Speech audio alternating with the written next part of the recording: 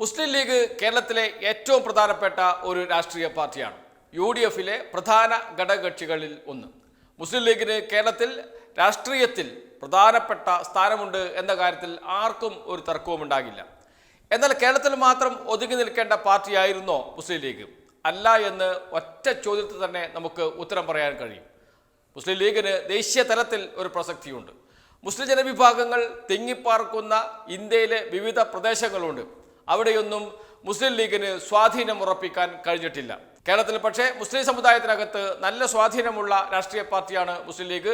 അതേപോലെ സ്വാധീനം കേരളത്തിന് പുറത്തേക്ക് വ്യാപിപ്പിക്കാൻ മുസ്ലിം ലീഗിന് കഴിഞ്ഞിട്ടില്ല. അത് പറ്റില്ല. അങ്ങനെ സ്വാധീനം ഇന്ത്യയൊട്ടാകെ വ്യാപിപ്പിക്കണം എന്ന നിലപാടാണ് മുസ്ലിം ലീഗ് സ്വീകരിച്ചിരിക്കുന്നത്. അതിന് ഒരു കൃത്യമായ ഒരു രാഷ്ട്രീയ പ്ലാൻ, പൊളിറ്റിക്കൽ പ്ലാൻ, രാഷ്ട്രീയ അജണ്ട മുസ്ലിം ലീഗ് തയ്യാറാക്കിയിട്ടുണ്ട്. അത് കോൺഗ്രസിന് മുന്നിൽ സമർപ്പിക്കുകയാണ്. മുസ്ലിം ലീഗിന് ഇപ്പോൾ കേരളത്തിൽ 2 സീറ്റാണുള്ളത്. ആ 2 സീറ്റ് പോരാ, 3 സീറ്റ് വേണം എന്ന ആവശ്യം മുന്നോട്ട് വെച്ചിട്ടുണ്ട് ലീഗ്. അത് കേരളത്തിൽ തന്നെ വേണമെന്നില്ല, കേരളത്തിന് പുറത്തായാലും മതി എന്നാണ് മുസ്ലിം ലീഗ് കോൺഗ്രസിനോട് ആവശ്യപ്പെടുന്നത്. കേരളത്തിന് പുറത്ത് എന്ന് വെച്ചാൽ മഹാരാഷ്ട്രയിലെ അമരാവതി, അതല്ലെങ്കിൽ UPയിലെ മീററ്റ്, അതല്ലെങ്കിൽ ബംഗാളിലെ മുർഷിദാബാദ്. ഈ 3 സീറ്റുകളിൽ ഏതെങ്കിലും ഒന്ന് ഇത്തവണ മുസ്ലിം ലീഗിന് നൽകണമെന്നാണ് കോൺഗ്രസിനോട് ആവശ്യപ്പെട്ടിരിക്കുന്നത്. കേരളത്തിൽ 2 സീറ്റ്, അതിനു പുറമെ ഒരു സീറ്റ് കോൺഗ്രസിന് സ്വാധീനമുള്ള മുസ്ലിം സമുദായം ഭൂരിപക്ഷമുള്ള ഈ 3 സീറ്റുകളിൽ ഒന്ന് വേണം എന്ന ആവശ്യമാണ് മുന്നോട്ട് വച്ചിരിക്കുന്നത്. അത് കോൺഗ്രസ് സമ്മതിക്കുമോ എന്ന് മാത്രമേ ഇനി അറിയാനുള്ളൂ.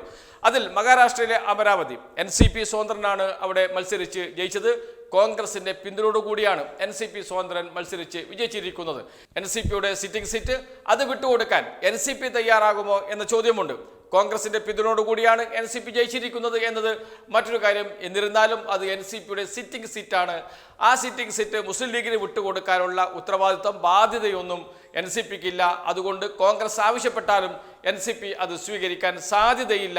അതുകൊണ്ട് തന്നെ ആ സീറ്റിൽ വലിയ പ്രതീക്ഷ മുസ്ലിം ലീഗിന് വേണ്ട. മുസ്ലിം ലീഗും അത് വെച്ച് പുലർത്തുന്നില്ല എന്നാണ് അറിയുന്നത്.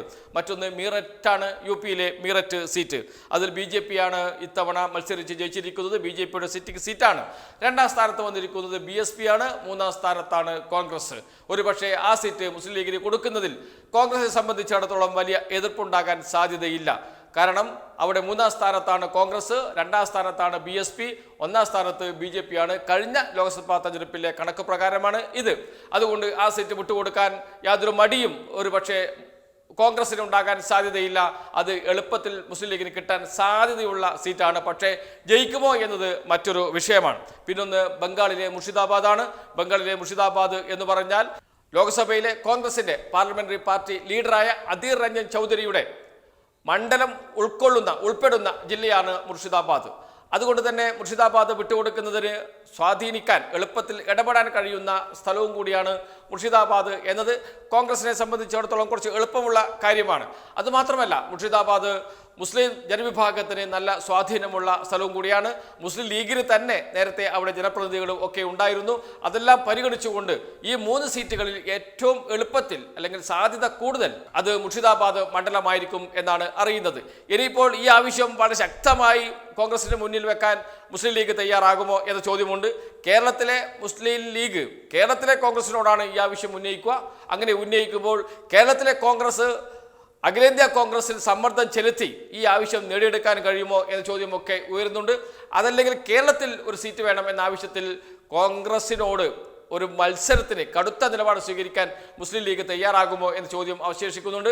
അത്രമാത്രം സമ്മർദ്ദം കോൺഗ്രസിൽ മുസ്ലിം ലീഗ് ചെലുത്തുമോ എന്നതൊക്കെ ഉയരുന്നുണ്ട്.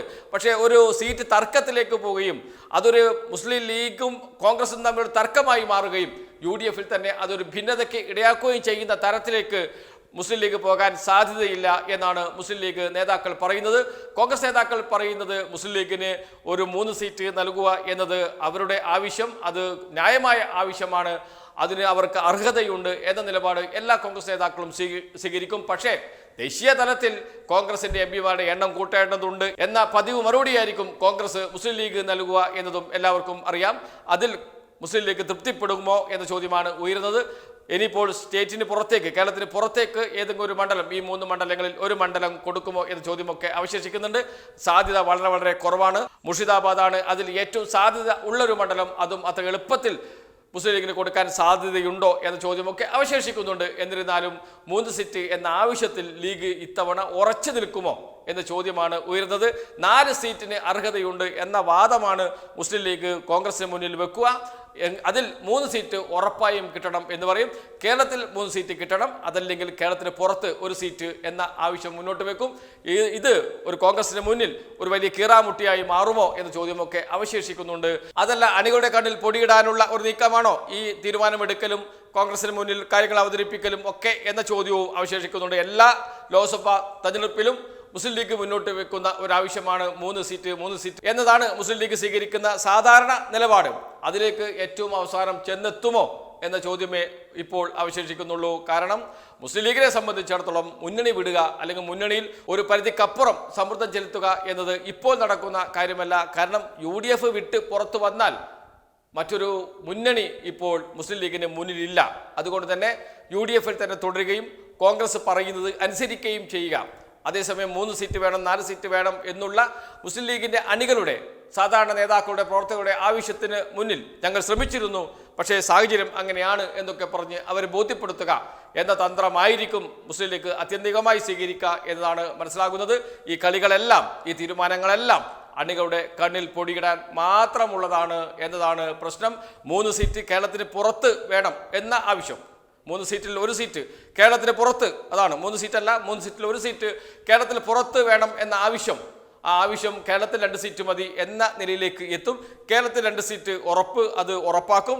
അതിനുശേഷം 1 സീറ്റ് കേരളത്തിന് പുറത്ത്, അത് കേന്ദ്ര ഹൈക്കമാൻഡുമായി ആലോചിച്ച് തീരുമാനിക്കാം എന്ന നിലയിലേക്ക് എത്തും.